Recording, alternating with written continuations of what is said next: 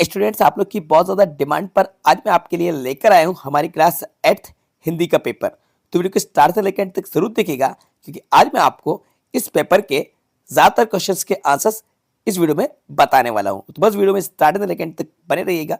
Video आपको पसंद आए तो लाइक कर दीजिएगा, और यदि चैनल पर नए है तो चैनल को सब्सक्राइब भी कर लीजिएगा। चलिए वीडियो को शुरू करते हैं। हम आते हैं सबसे पहले सही विकल्प पर। तो हमारा प्रश्न है, सही विकल्प चुनकर लिखिए। तो प्रश्न क्रमांक फर्स्ट, नव नव के नव विहग वृंद को पंक्ति में अलंकार है। तो यहाँ पे अलंकार से एक क्वेश्चन लिया गया है, तो हमें बताना है कि इसमें कौन सा अलंकार है। तो बच्चों, प्रश्न क्रमांक फर्स्ट का राइट आंसर होगा अनुप्रास और अलंकार। कौन सा अलंकार है यहाँ पे? अनुप्रास अलंकार है, ये बिल्कुल इसका करेक्ट आंसर है। ठीक है।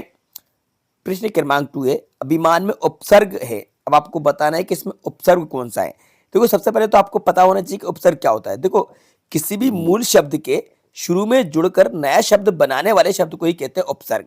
ठीक है, यानी कि शब्द के प्रारंभ में जो शब्द जोड़कर एक नया वर्ड का निर्माण होता है, नए शब्द का निर्माण करते हैं, उनको कहते हैं उपसर्ग। तो देखो, अभिमान में ये लिखा हुआ है अभी धन मान, अभी धन मान, ये मान कर देता हूं मैं, ये मां कैसे लिखा गया, गलती हो गई, कोई दिक्कत वाली बात नहीं है।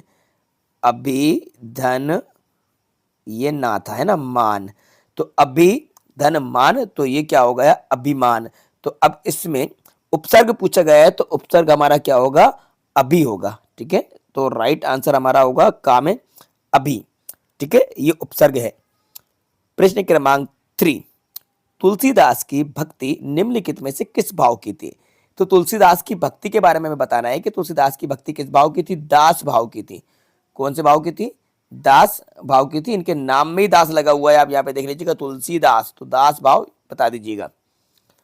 अब आता है प्रश्न क्रमांक 4, पल पल पलटती भैंस झल किचन छन छवि धारती। ये पंक्ति किस कवि की है? तो ये हमें बताना है, श्रीधर पाठक जी की है। ये किसकी है? श्रीधर पाठक। खा बिल्कुल करेक्ट आंसर है।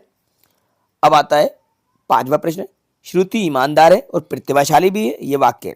तो देखो भाई, श्रुति ईमानदार है और प्रतिभाशाली भी है, हमें वाक्य को पहचानना है। क्या ये साधारण वाक्य है, मिश्रित वाक्य, संयुक्त वाक्य, या इनमें से कोई नहीं? तो बच्चों, ये संयुक्त वाक्य है, क्योंकि और से इसको जोड़ा गया है, तो यहाँ पे ये संयुक्त वाक्य कहलाएगा। ठीक है, यानी कि दो बातें बताएंगे, एक तो श्रुति ईमानदार है और प्रतिभाशाली भी है, तो ये संयुक्त वाक्य ही है। अब नेक्स्ट प्रश्न में आते हैं, सही विकल्प चुनकर रिक्त स्थानों की पूर्ति कीजिए। तो हमें यहाँ पे रिक्त स्थानों की पूर्ति करना है। प्रश्न क्रमांक 6, जहाज का पंछी शब्द कवि में हमें कविता में प्रयुक्त हुए हैं, तो यहाँ पे कौन से कवि प्रयुक्त हुए हैं? तो यहाँ पे सूरदास बिल्कुल सही आंसर है, सूरदास।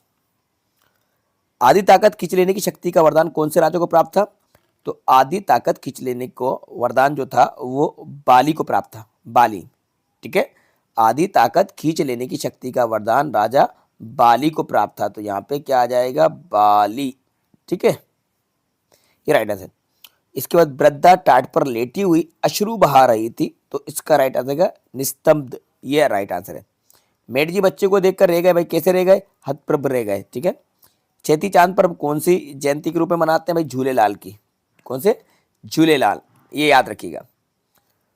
अब आते हैं अति लघु उत्तरी प्रश्न। इसमें से सभी के आंसर तो मैं आपको नहीं बता रहा हूं, क्योंकि कुछ आंसर आपको अपनी बुक से सर्च करना है, और बुक से सर्च करने के बाद आपको उनको लिखना है। ठीक है, बाकी कुछ आंसर मैं आपको बता देता हूं, तो उनको आप देख लीजिएगा। बाकी बुक वाले जो क्वेश्चन के आंसर है, तो वो आप बुक से करिएगा। ठीक है, वसीयतनामे का अर्थ समझाइए। तो वसीयतनामे का अर्थ आपको खुद से कर लेना, इजीली बन जाएगा, कोई दिक्कत वाली बात नहीं है। वसीयतनामा, ठीक है।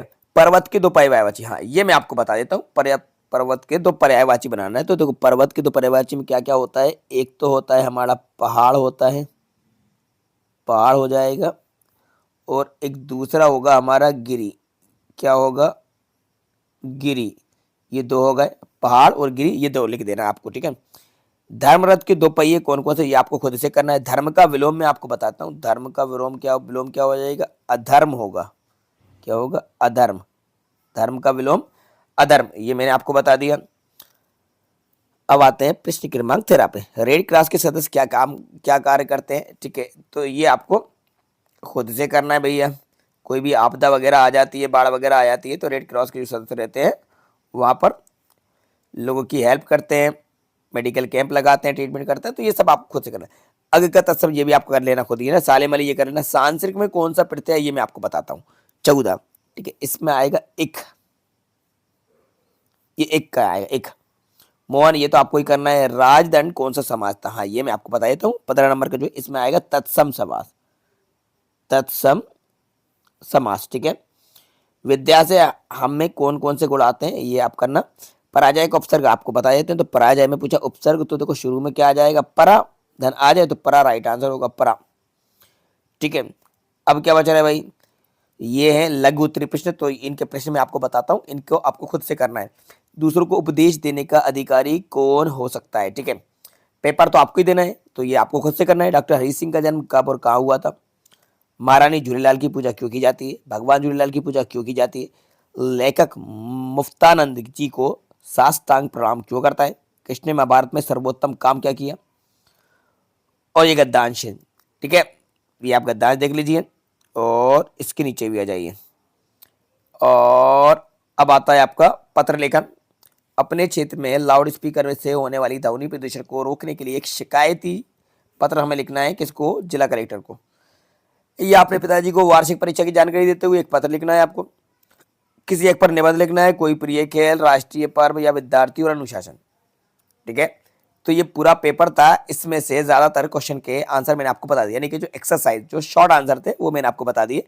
अब डिटेल आंसर, लॉन्ग आंसर जो है भाई ये तो आपको करना होगा, और आपने बुक से स्टडी कर रखी होगी, तो सभी की प्रैक्टिस आप खुद से कर लीजिएगा, लिख लिख के जरूर देखिएगा, क्योंकि आप लोग की डिमांड आ रही थी, इसलिए मैं ये हिंदी का पेपर लेके आया। वैसे भी मैं इंग्लिश का टीचर हूँ और इंग्लिश पढ़ाता हूँ, हमारे चैनल पर इंग्लिश का कंटेंट भरा पड़ा हुआ है, लेकिन आप लोग की डिमांड थी तो मैं इंग्लिश का भी पेपर आपके लिए यहाँ पे लेकर आ गया, जिससे कि आपको थोड़ी बहुत हेल्प मिल सके। तो बच्चों आई होप ये वीडियो आपके लिए काफी ज्यादा हेल्पफुल रही होगी। वीडियो आपको पसंद आई होगी तो वीडियो को लाइक जरूर कीजिएगा, अपने सभी दोस्तों के साथ ज्यादा शेयर कीजिएगा, और चैनल पर नए तो चैनल को सब्सक्राइब भी कर लीजिएगा।